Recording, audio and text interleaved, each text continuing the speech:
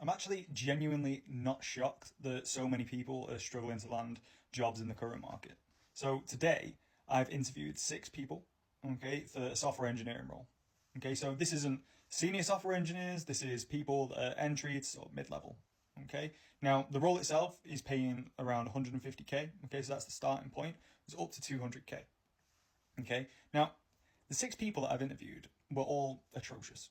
Okay, now I do get that nerves come into play. People might be out of practice with interviews. Okay, there's a whole host of reasons why people may completely bomb an interview. Okay, but there's genuinely no excuse for turning up to an interview and not being prepared. Okay, or not being prepared to actually answer questions about your experience. Okay, I had 2 people today that genuinely asked me why when I asked them a question. Okay, surely that's self-explanatory. You've turned up for an interview to speak about a job at a company. Surely you should expect the person who's interviewing you to ask you questions about your experience, how it translates to the company, and if possible, I want a deeper explanation into some of the things that you've done. You should be prepared to answer it. You shouldn't be answering with why.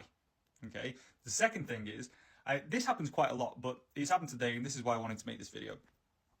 If you've put something on your resume, okay, and you have included some kind of metric or data to back up impact, okay, I'm going to ask you to actually explain that. Like, what is the significance? Can you tell me a bit more about that? How was this measured? What was the impact? How did it enable somebody to do something better? Whether it's internally at a company, whether it's an external client account, because that's important to me and the hiring managers that I'm working with so that they can understand and justify wanting to interview you as well.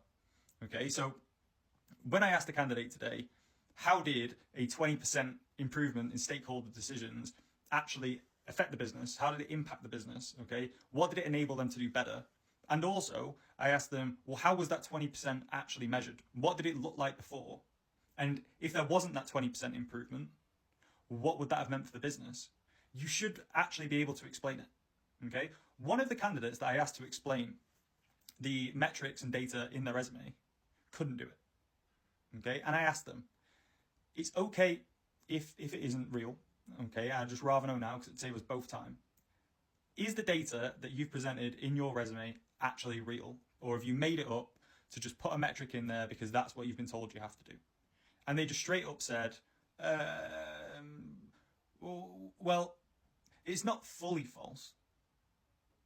Okay, what does that even mean? So you've just made up information to try and get an interview.